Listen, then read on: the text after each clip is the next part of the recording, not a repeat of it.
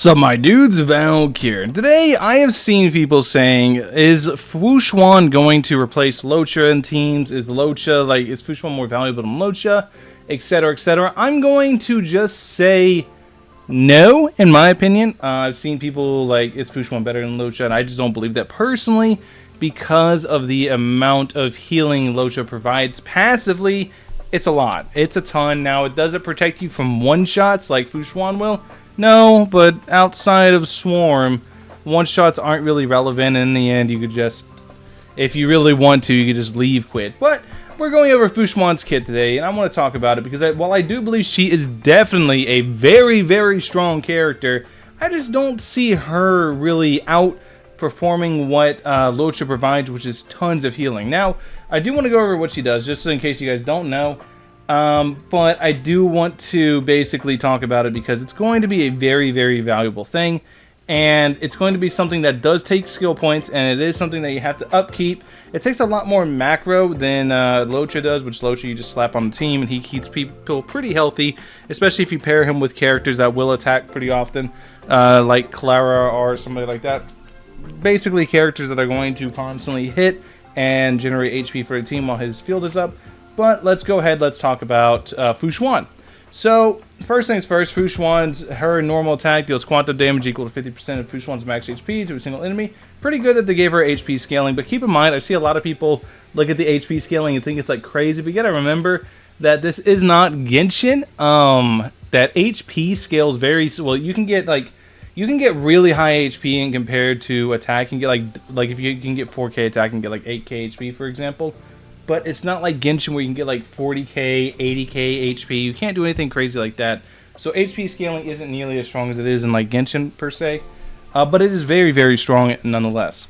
So her skill is when she activates makes her prescience via other teammates, which other teammates will distribute 65% of the damage they receive to Fuxuan for 3 turns. While affected by it, all team members gain the following knowledge effect, which increases their respective max HP by 6%. Of Fuxuan's max HP and increases crit rate by 12%.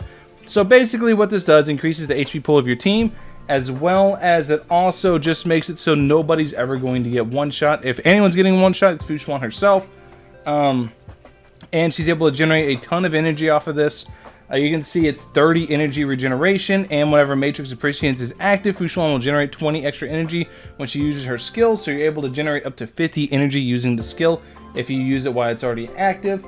And it ignores 1 instance of crowd control, which is insanely valuable. It really is. Like I said, like everything she brings is super, super valuable. Deals quantum damage equal to 100% of Fuxuan's max HP to all enemies and triggers 1 count for the HP restore effect granted by her talent. Basically just gives Fuxuan a bunch of HP. And whenever you have the Ascension 4 trace, it actually heals all other allies by an amount equal to 5% of her max HP plus 133. I've already did a video covering on how she could potentially replace an Abundance character, but that remains to be tested. That's how I'm going to build her. It's kind of like a healer, so a lot of people are going to be very weirded out by my Fuxuan build, but I do think that you can build her like a healer. And then her talent basically keeps her up. Whenever she falls below 50% of her max HP, she's going to restore her HP by 90% of the amount of HP she's currently missing. If you have any outgoing healing percent increase, this is going to basically full heal her. It's going to be very, very strong, so that's really, really good. With Misfortune Avoidance, allies take 18% less damage. That's also very, very good. So it's just static. Like, while she's on the field, she's always going to give them the 18% less. So now, the question becomes, now that I'm rereading all this, is do I value her kit more than I value Luocha's passive healing that he constantly applies, as well as the debuff cleanse he can apply? I don't know. I still think Luocha etches it out by a little bit, but it's going to remain to be seen on how well she actually heals the team. And then there's her Light Cone. Her Light Cone increases the wearer's max HP by 24% and energy regeneration rate by 12%. When the wearer's HP is reduced, all allies' damage dealt increases by 9%, lasting 2 turns, which is really, really good because she's always going to have her HP going down, and she's going to be able to basically keep that 18% active for 18% damage increase. So you're looking at 12% crit rate, 18% damage increase with her Light Cone. Now, I see a lot of people kind of really overestimate this last part. At the start of every wave, restores HP to all allies by an amount equal to 80% of their respective lost HP. Basically, this is good And it's not, because it's at the start of every wave, which it's not at the start of every turn. It's at the start of every wave, so it's something that's going to proc maybe once or twice per battle at max. It's something that is kind of overrated by a lot of people. It could be very good for Simu. Like, for example, if you are going to go ahead and basically proc like the lottery, Galactic Lotto, and you get down to 1 HP, she's going to be able to just restore their HP almost to full at the start of the battle, which will be pretty nice because that's technically at the start of the wave. That'll be nice, but it's very niche on that last part. A lot of people overestimate it and be like, with her light cone, she can do all the healing. Nah, not really. It's really not as crazy as it sounds, because a lot of your HP, a lot of stuff that's going to happen is going to happen during like elite encounters. Like, I don't think you should be dying outside of elite encounters, but it's really going to only be during elite encounters. It's not going to be really during any waves or any activities like that. So that's really all you got to look for with that. But like I said, do I believe she's better than Luocha? I don't know. Remains to be seen. I don't like, now I'm rereading her kit. It is very, very strong. She does a lot, but I just don't think it's enough to really bring down the Titan that is Luocha and exactly how valuable he is. He is insanely valuable. I am really, really hopeful, though, on the fact that she can be an abundance character, because I do like the fact that she's basically abundance, harmony, preservation all in one. She's kind of like, she is absolutely the best preservation character. Her ability to tank for the team is going to be very good. Her ability to negate 1 debuff is going to be very, very good. But I'm curious to see how much her healing actually is, especially cranked to the max like I'm going to do.